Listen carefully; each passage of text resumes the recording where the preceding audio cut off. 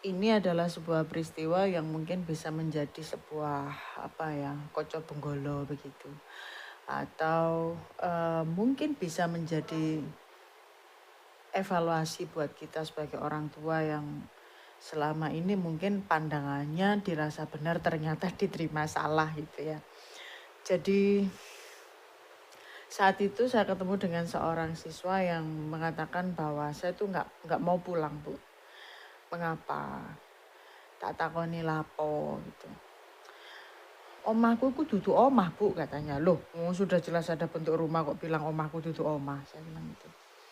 Ternyata bagi dia ya memang sebetulnya saya tahu, tapi kan saya pengen tahu apa yang ada di pikiran dia. Jadi dia merasa di rumahnya itu bukan tempat untuk pulang karena dia nggak merasa di sana ada kehangatan keluarga, tidak ada komunikasi yang saling bicara, saling memperhatikan, tidak ada saling pedulian, yang ada itu hanya perintah, bentakan, marah, dan merasa menjadi pihak yang disalahkan. Dalam pikiran si anak, dalam pikiran orang tua tentu saja selalu mengatakan ingin anaknya mendapatkan yang terbaik, difasilitasi yang terbaik, menjadi yang terbaik itu pasti. Nah di sini ada yang miss ini, nggak ketemu ini ya. Harapan yang baik, keinginan yang baik, ini komunikasi atau penyampaiannya kurang tepat gitu. Kemudian setelah beberapa hari kemudian dia tidak masuk sekolah. Bahkan tidak masuk sekolahnya itu sudah ya sampai di 3 hari begitu. Anak ini sudah menjelang lulus, sudah mendekati ujian-ujian di akhir sekolah. Sehingga bagaimanapun caranya anak ini harus dibantu, harus ditolong, harus diupayakan untuk lulus. Tidak boleh sampai dia tidak lulus atau putus sekolah gitu. Kami memanggil orang tuanya. Orang tuanya pun datang. Seperti biasa kami mendengarkan dari dua pihak dulu. Anaknya pun kami ajak untuk bertemu di ruangan tempat kami bertemu. Pertama, anaknya kami tahan untuk berbicara dan menunggu sampai ibunya selesai dulu berbicara. Dan anak ini memang dia mendengarkan. Setelah ibunya selesai berbicara, menyampaikan apa yang menjadi keinginan, harapan, sudah disampaikan, bergantilah si anak ini tadi yang menyampaikan keinginannya, harapannya bahwa di rumah itu pengen ada kehangatan, bahwa tidak ada cara berbicara bentakan-bentakan, bahwa dia selama ini merasa disalahkan. Akhirnya dia tidak betah di rumah, sekolah pun jadi malas begitu. Ternyata di tengah si anak ini berbicara, dipotong. Jadi tengah-tengah berbicara, ibunya memotong. Dengan penjelasan yang menurut saya juga semacam pembelaan ya. Tapi oke lah, kita pandang itu sebagai bentuk penjelasan bahwa sang ibu ini melakukan hal yang terbaik untuk putranya, itu sudah luar biasa yang dia lakukan. Dia mengatakan nggak tahu pagi, nggak tahu malam, jungkir balik, tangan jadi kaki, kaki jadi tangan. Tidak tahu waktu, jam 3 pagi sudah berangkat, nanti pulangnya sekitar jam 3 sore. Pokoknya sengsara banget lah. Sengsara banget dengan harapan supaya si anak ini tadi berubah.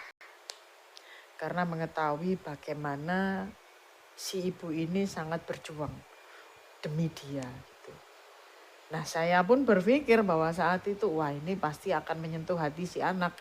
Supaya apa? Supaya si anak ini bener lagi jalannya nih, sekolahnya rajin lagi, ngerjain tugasnya oke. Karena saya amati dan saya perhatikan si anak ini sebenarnya pintar dan lumayan kritis menanggapi segala hal dan pertanyaannya itu sering di luar dugaan gitu. Karena ternyata pikirannya itu agak di atas teman yang lain yang masih bocah, dia agak lebih dewasa gitu. Nah, setelah itu kami berusaha menengahin. Dan saat itu belum tercapai sebuah kesepakatan. Yang menjadi target saat itu adalah yang penting dua-duanya bisa berdamai dulu. Dan yang terpenting saat itu adalah anaknya bersedia untuk masuk dulu dengan beberapa perjanjian. Perjanjian yang dilakukan secara umum di depan orang-orang yang terlibat dan perjanjian yang secara khusus hanya dengan saya gitu. Akhirnya tercapai sebuah kesepakatan, oke, dia masuk sekolah mulai besok. Akhirnya beneran besoknya dia masuk sekolah. Begitu dia masuk sekolah, tiba-tiba menemui saya. Dan dia bilang, Bu, setelah saya pikir-pikir, setelah ini saya tidak akan sekolah. Saya kaget. Loh, lah apa? Saya tanya begitu. Terus dia bilang, oh jangan khawatir Bu, untuk SMP saya akan upayakan sampai lulus. Tapi setelah itu saya tidak mau sekolah. Karena saya masih tetap tidak tahan berada di rumah. Saya katakan, kamu gak kasihan sama ibu yang kemarin sudah bekerja keras sama demi kamu dan pengorbanannya sudah luar biasa? Apa jawabannya? Justru karena saya kasihan sama ibu. Saya gak pengen ibu sengsara. Saya gak pengen ibu jadi susah. Saya gak pengen ibu jadi kerja keras dan kerja berat hanya untuk saya. Maka saya memutuskan setelah SMP ini saya gak mau sekolah. Saya mau kerja saja. Saya pengen dapat uang. Saya gak mau menyusahkan ibu saya. Dan ya, saya pun delongop melongo dan sudah. Karena kalau biasanya anak yang lain itu berpikirnya adalah kasihan dengan ibunya, lalu mengambil langkah untuk rajin sekolah, sementara dia tidak. Dia lebih memilih, saya kerja saja. Saya nggak mau merepotkan orang tua. Dari sini kita belajar. Jadi untuk meraih supaya anak itu mau bersungguh-sungguh untuk melakukan sesuatu, terutama terkait dengan pendidikannya, jangan lagi menunjukkan pengorbanan.